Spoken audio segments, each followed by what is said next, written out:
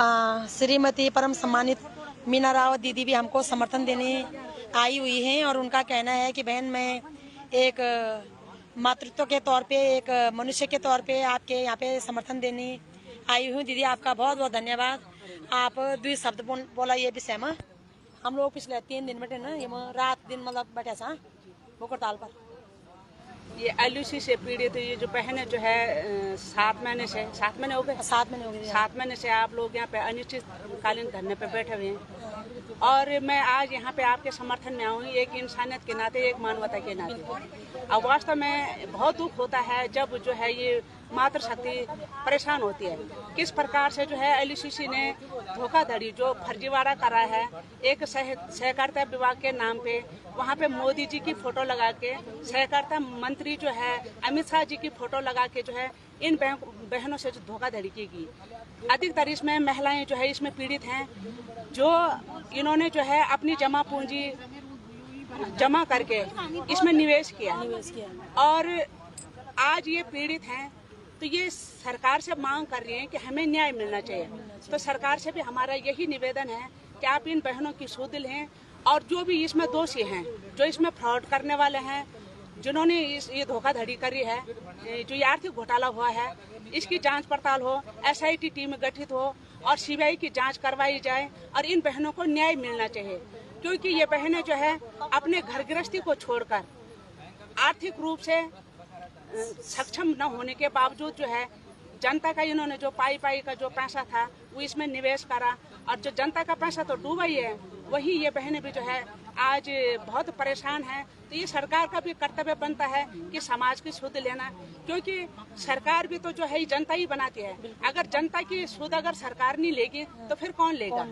और जिस प्रकार से इनके साथ ठगी की गई, सहकारिता विभाग का प्रमाण पत्र दिखाकर उसमें जो है बाकायदा जो है हमने भी देखा है कि उसमें सहकारिता मंत्री कृषि मंत्रालय से जो अप्रूव कहा गया और उसमें सहकारिता मंत्री जो अमित शाह की फोटो लगा के, मोदी जी की फोटो लगा के इसको कहा गया कि ये जो है प्रमाणित है।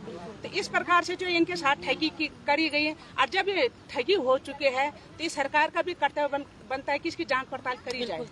तो मैं यही कहना चाहूंगी कि इन बहनों को न्याय मिलना चाहिए और आज इसी रूप में एक मानवता के नाते, एक इंसानियत के नाते में आज आप बहनों के साथ यहाँ पे आई हूँ। बहुत बहुत धन्यवाद दीदी। आपने अपने अंदर ये ममता है दीदी, नारियों के अंदर है ना, और ममता ही इस राज्य का कुछ कर पाएगी। अन्यथा भाजपा ने पूरे राज्य को जो है हमारा कि बहुत से हमारे बहनों का कहना है कि दीदी आप अपने बच्चों को छोड़ के आ रही हो और हमें अच्छा नहीं लग रहा है। तो मैं ये कह देना चाहती हूँ, यदि मैं इसमें अपनी बच्चों को छोड़ के नहीं आती तो दीदी आज को हमारे कई बच्चे अनाथ हो जान सा, यूँ हमारे पीड़ित भाई बहन खुदकुशी का ढूंढ रहे, आत्महत्या का ढूंढ रहे। बहुत से हमारी महिलाएं बोला था कि दीदी अगर आप नहीं आती तो हम आत्महत्या कर देते, है ना। तो मैं इसलिए आई कि अपने बच्चों को समझा कर बेटा अगर मैं कुछ समय के लिए आपको नहीं छोड़ूंगी तो हमारे बाकी के बच्चे अनाथ हो जाएंगे। यदि हमारी माँ बहन बेटियां कुछ गलत कदम उठा दिया तो हमारा वो बच्चा अनाथ नहीं हो, जो छोटे छोटे बच्चे ये बोली भी छोटे बच्चा चल वो सभी छोटे बच्चा चल, है ना, एक दूसरे का हमें सार बनना चाहिए दीदी ना।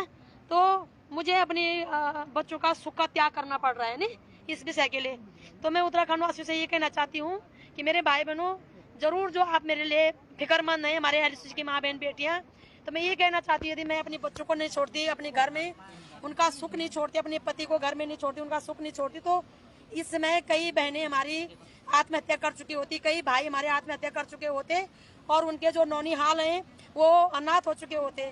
तो मुझे मजबूरन अपनी घर गृहस्थी छोड़ करके यहाँ दर-बदर भटकना पड़ रहा है ताकि मेरे उत्तराखंड में जितने भी बच्चे हो, मेरे भी बच्चे हैं साथियों, जो जिन बच्चों को मैंने जन्म दिया है वही बच्चे मेरे नहीं हैं, बल्कि उत्तराखंड का प्रत्येक बच्चा मेरा बच्चा है और उस बच्चे की जिम्मेदारी, उस बच्चे की माँ बाप को बचाना मेरी नैतिक जिम्मेदारी है और वो जिम्मेदारी मैं हर हाल में निभाऊंगी जब तक मेरी आखिरी सांस बाकी है। यहाँ पे मेरी बहन सुमन है, तो बहन थोड़ा सा 2 शब्द बोलो इस विषय में जो हम पिछले 3 दिन में शमशान घाट पर बैठे थे। सभी मातृशक्ति को मेरा नमन। आज सरकार ने हमारी ऐसी हालत कर रखी है कि हम घाटों पर अनशन पर बैठने के लिए मजबूर हो गए हैं। हमें यहाँ घाट पर बैठने का कोई शौक नहीं था, हमें मजबूरी में यहाँ बैठना पड़ रहा है क्योंकि सरकार की ओर से हम मृत घोषित कर दिए गए हैं। क्योंकि जब सरकार हमारी सुध लेने के लिए तैयार नहीं है, हमारी बातें सुनने के लिए तैयार नहीं है, हमें कोई दिलासा देने के लिए तैयार नहीं है, तो सरकार की ओर से तो हम मृत ही घोषित हुए। और इसलिए हम अपने घर बार को छोड़कर यहाँ पर लगातार 3 दिनों से भूख हड़ताल पर बैठे हुए हैं घाटों पर। और इन 3 दिनों में भी सरकार ने अभी कोई फैसला या हमें मिलने का कोई आश्वासन नहीं दिया है। या तो सरकार हमारे मरने का इंतजार कर रही है, या तो सरकार को हमसे कोई मतलब ही नहीं है। लेकिन सरकार को भी यह ध्यान में रखना चाहिए कि आज जिन पदों पर वो बैठे हैं वह हमारी ही बदौलत है। मातृशक्ति अगर अपने असली रूप में आ जाए तो सरकार क्या, पूरी संसार के जो ये जन्म करता है वो तक भी झुक जाते हैं। तो शासन प्रशासन से मेरे यही निवेदन है कि जल्द से जल्द हम मातृशक्तियों का सुध लें और हमारी जो LUCC में जो प्रक्रिया है उसमें तेजी दिखाएं और हम सबका जल्द से जल्द भुगतान करें।